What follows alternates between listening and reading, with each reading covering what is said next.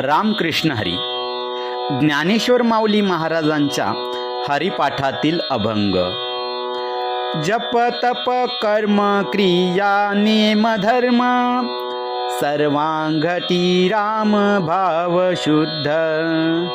न सोडी हा भाव टाकी रे संदेह, रामकृष्णी टाहो नित्य फोडी. जात वित्त गोत कुळशील मात, भजका त्वरित भावनायुक्त.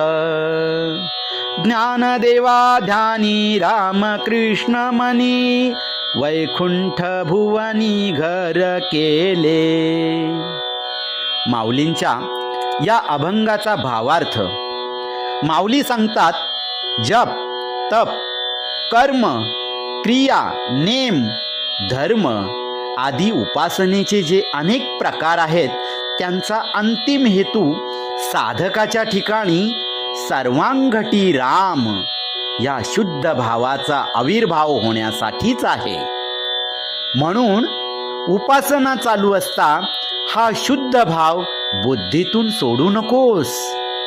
त्या भावाचा विसर पडू देऊ नकोस.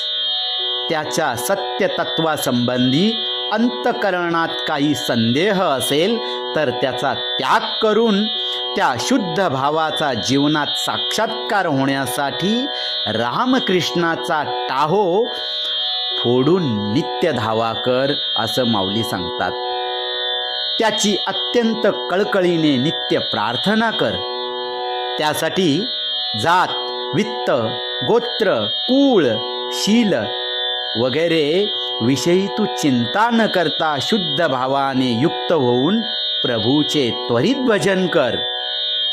ज्ञानेश्वर माऊली पुढे सांगतात, भगवंत माझ्या ध्यानी मनी सतत असल्यामुळे वैकुंठाने भगवंताने भूलोकी येऊन वस्ती केली आहे. रामकृष्ण हरी.